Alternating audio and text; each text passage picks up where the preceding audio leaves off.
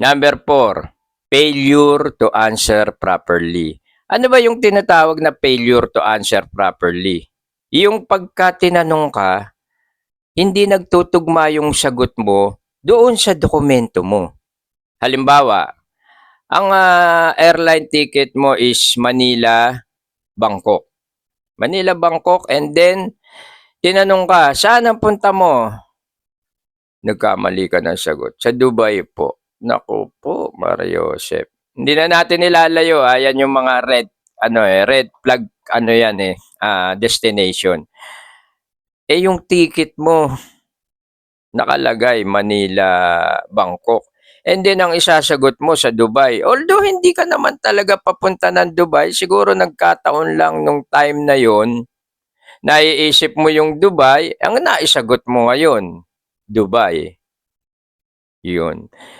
Definitely, yan eh. Dire-diretso ka na dun sa second interview. Pipigain ka na dun. At doon, kung talagang ikaw ay hindi naman papunta ng Dubai, sa ka lang, sa Bangkok ka lang talaga, ipapaliwanag mo yun. Dapat maipaliwanag mo ng mahusay. Ano pa ba? Halimbawa, tinanong ka, sino pupuntahan mo doon? Sige, Dubai ulit tayo. Sino pupuntahan mo sa Dubai?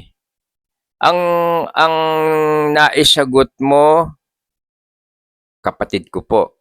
Pero hindi naman nakadeklara. Ang dineklara mo, self-funded ka. And then, dapat ang sagot doon, mamamasyal.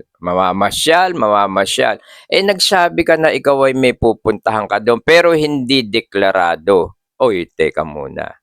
Definitely, na ulit yan. Pwedeng maging cause na ng upload yan.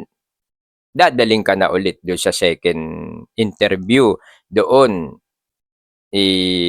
ipapaliwanag mo na ikaw ay nagkamali ng sagot. Yung mga failure to answer properly, diyan nagsisimula yung pagdududa. Isa pa, halimbawa, Japan naman, halimbawa, lagi ko sinasabi ito, Japan, papunta ka Japan. Mamamasyal, let's say 30 days ka doon, 60 days, ganyan.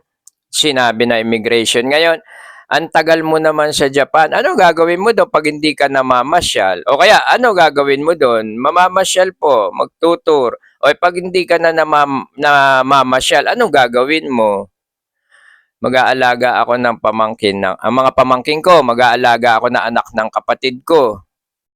Yun eh, maling sagot yun. Yun yung isa sa mga failure to answer properly. Kasi, yung pag-aalaga ng bata, kasama yan sa trabaho. Kasama sa caregiving yan eh. Kaya, yun yung sinasabi na dapat, pag aalis ka as tourist, sumagot ka properly, wala ang gagawin kundi mamasyal. Mag-shopping, mag-food trip. Ganon ang tamang pagsagot. Pag hindi mo nagawa yon, ang tawag doon, failure to answer properly.